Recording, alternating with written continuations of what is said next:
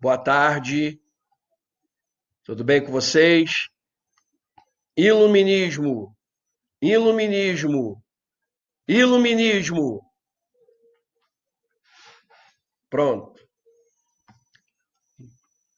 A razão veio à tona. Século das luzes. O iluminismo. O que foi o iluminismo? Foi o movimento intelectual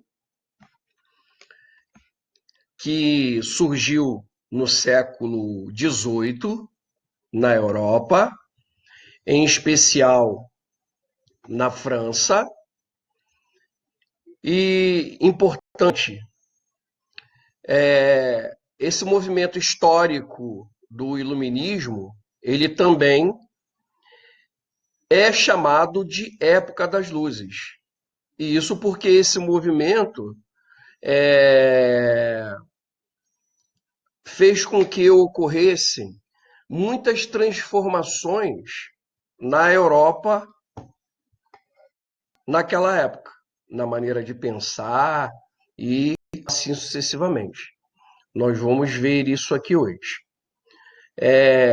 Eu estou abordando esse tema por um viés sociológico, porque na maioria dos vestibulares, seja na UERJ, no Enem, em outros vestibulares, sempre caem uma, duas, três questões sobre. Tá? Bem, vamos falar um pouquinho.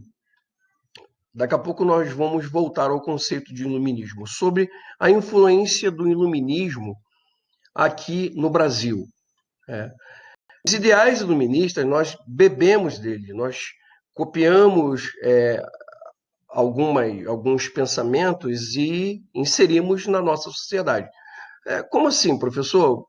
Quais foram as influências? Na Inconfidência Mineira, por exemplo, em 1789. Liberdade antes que tardia. Na Inconfidência Baiana, em 1781.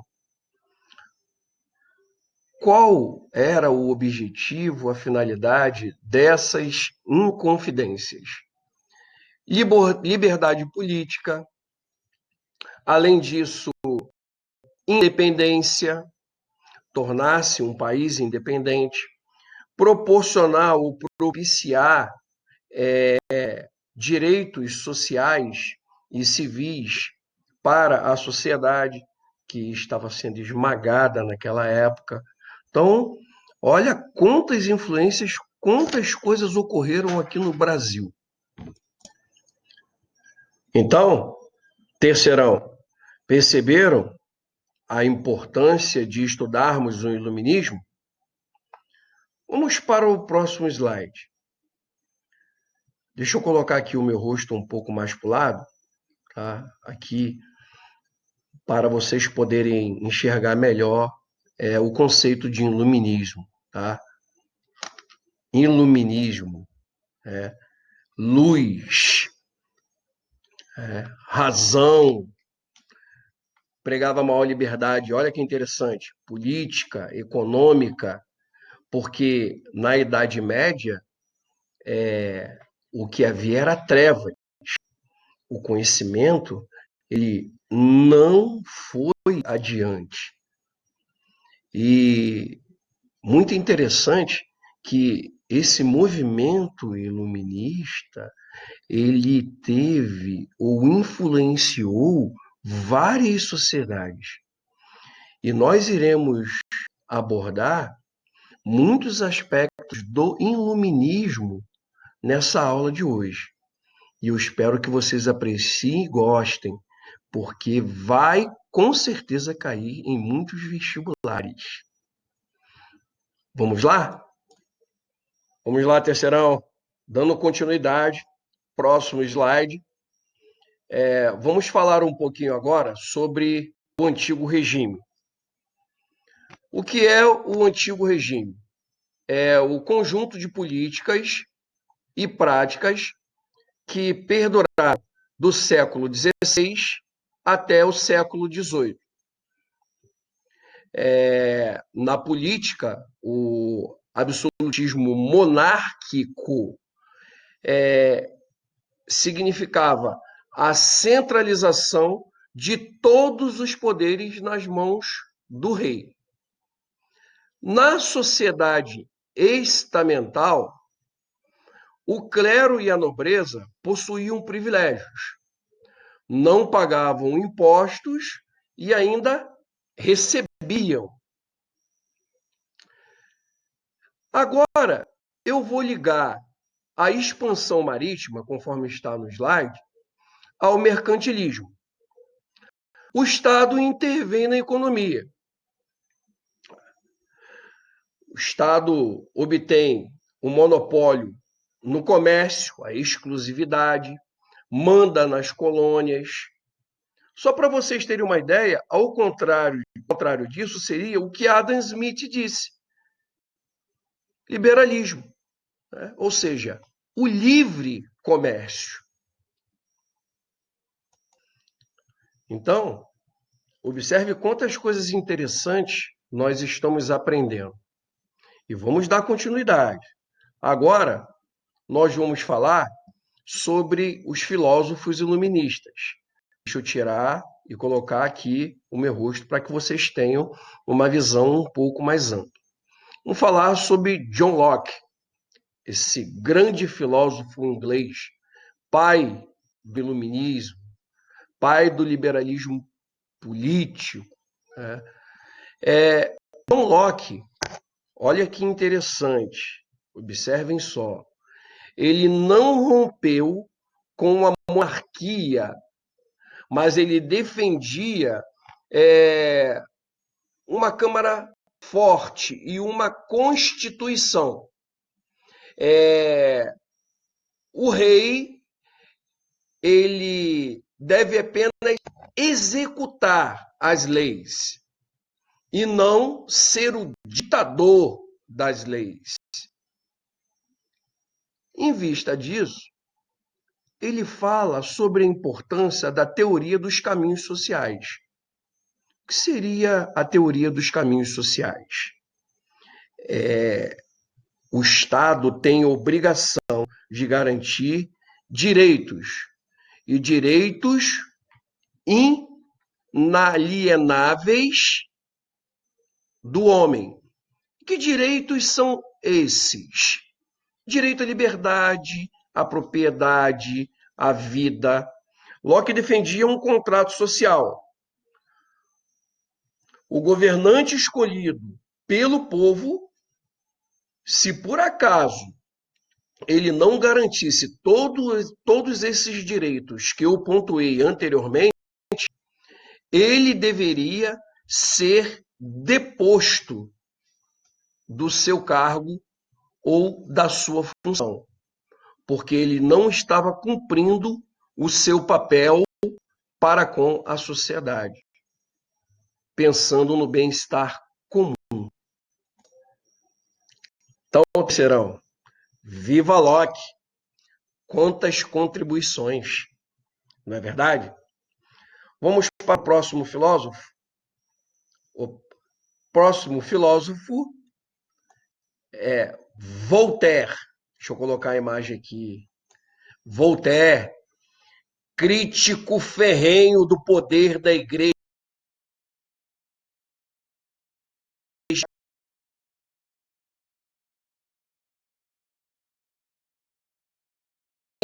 Qualquer tipo de intolerância. Imagine o seguinte: se hoje você fosse obrigado a seguir uma fé ou um determinado partido, vou até brincar com vocês, tá? Um time de futebol, alguém te obrigasse a ser flamenguista, e pronto. Brincadeira, hein, galera? Então, é bem perceptível que Voltaire, ele defendia a qualquer preço a liberdade de expressão e também o livre comércio. Mas no que tange, ou no que diz respeito à liberdade de expressão, tem uma frase dele que eu gosto muito, onde ele dizia: posso não concordar com o que você diz, mas defendo até a morte o direito de você dizer. Olha que interessante.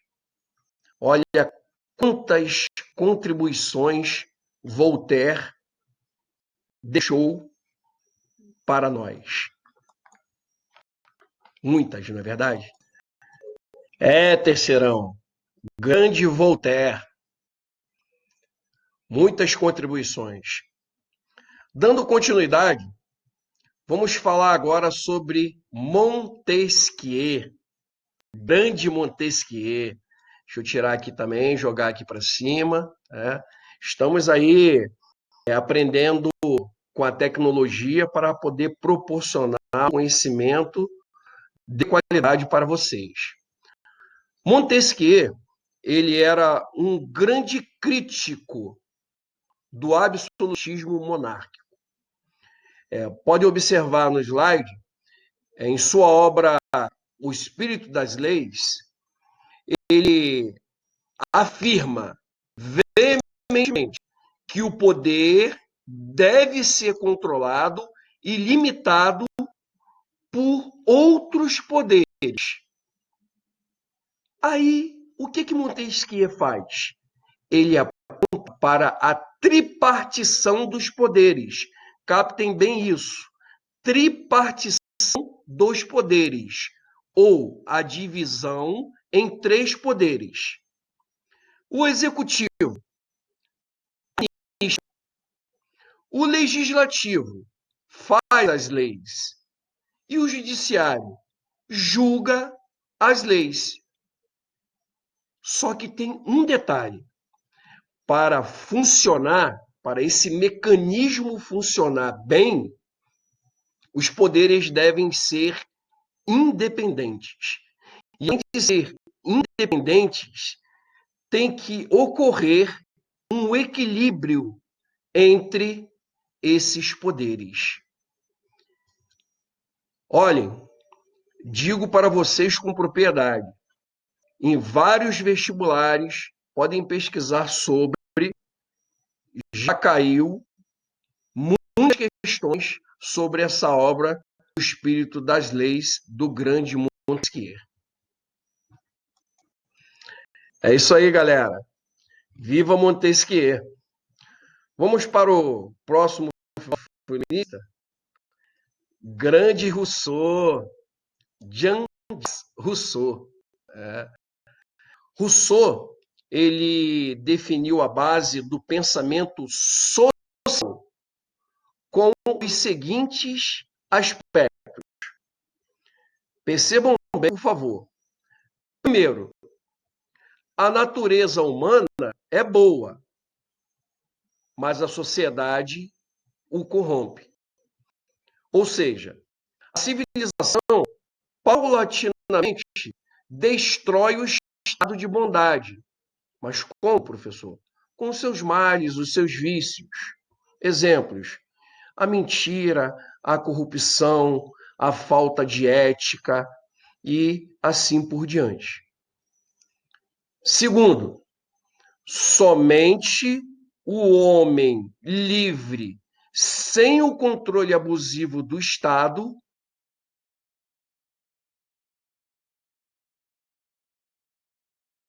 sem controle do absolutismo monárquico corrupto, ele teria o quê?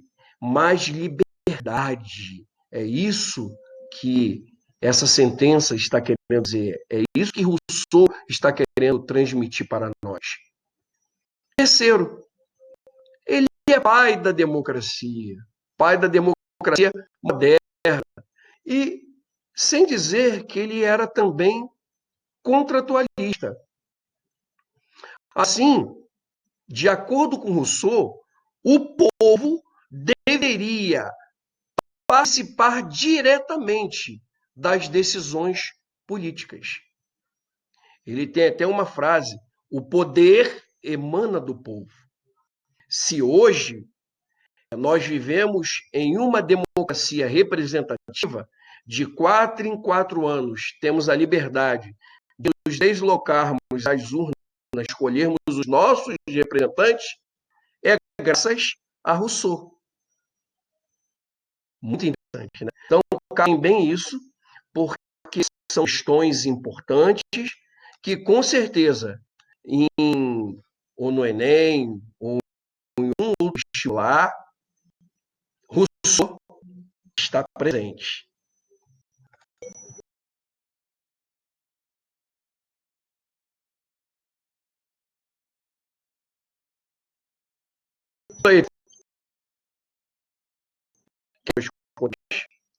Vamos nessa?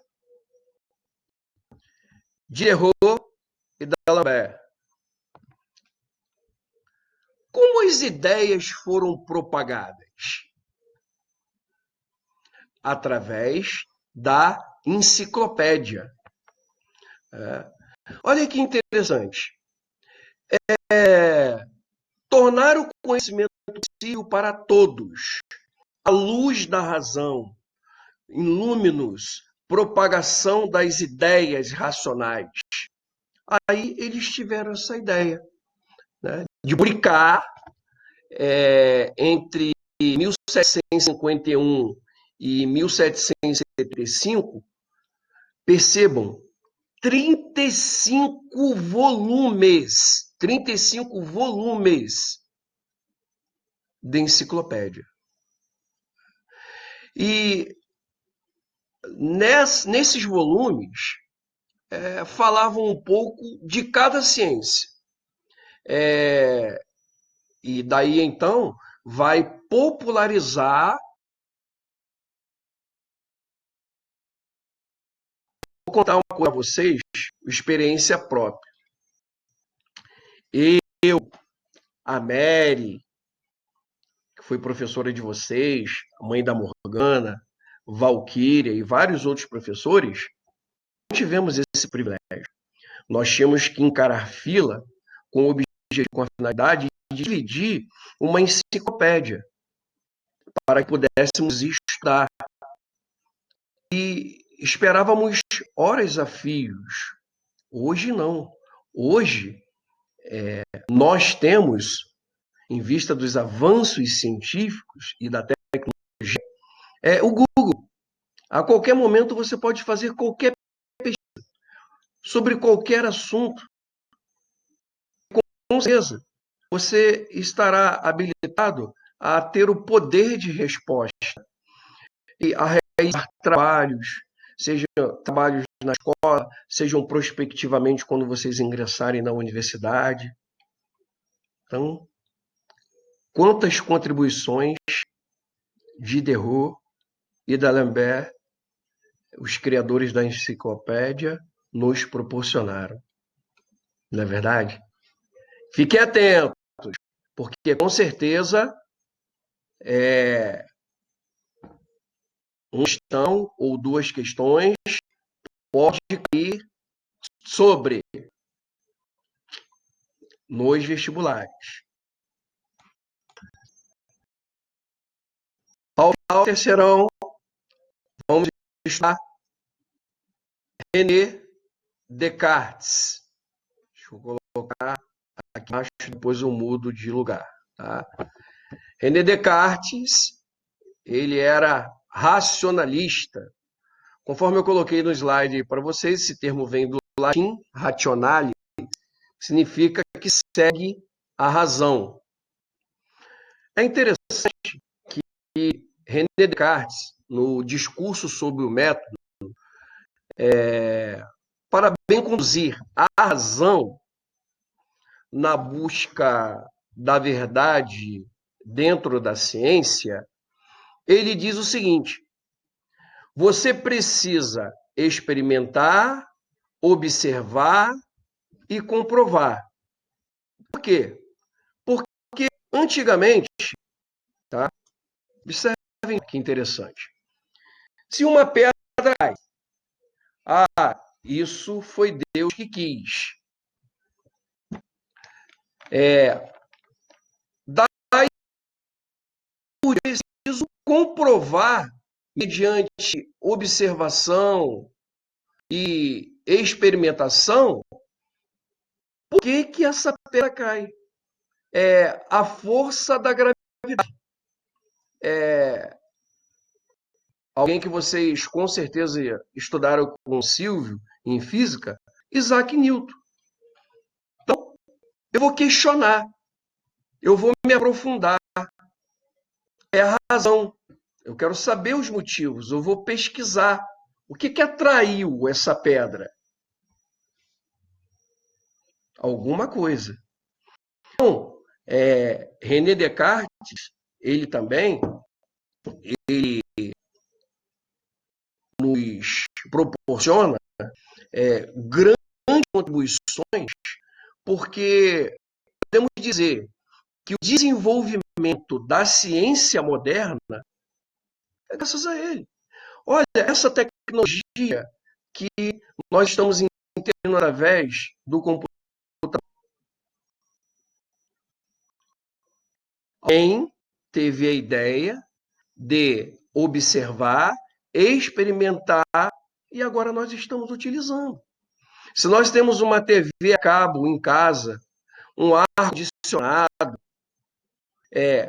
avião,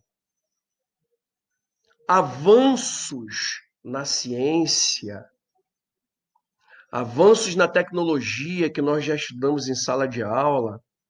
Então, olha, quantas contribuições. E tudo isso proporciona benefícios para a sociedade. Muito assim, né? Eu termino aqui a minha aula. Agradeço a atenção de vocês. Muito obrigado. Espero que tenham gostado. Ah, tem uma surpresa. Nós temos pós-créditos. Vai ser um debate e a gente vai tentar de uma maneira diferente. Eu vou ser até sincero, eu tentei usar uma peruca, sabe? Me disfarçar assim de algum filósofo iluminista, mas não consegui. Mas a gente vai ver o que faz para poder vocês girem um pouco nesse momento atípico na história da humanidade, tá bom? Um beijo no coração de vocês, muito sucesso. Se cuidem, por favor, tá? E estudem. Se nós crescermos 1% por dia, esse ano, que é um sexto de 366 dias, nós cresceremos 366% ao ano. Muito sucesso. Um abraço do professor Eduardo para vocês e até a próxima, se Deus quiser. Tchau, tchau, atenção. Terceirão AD.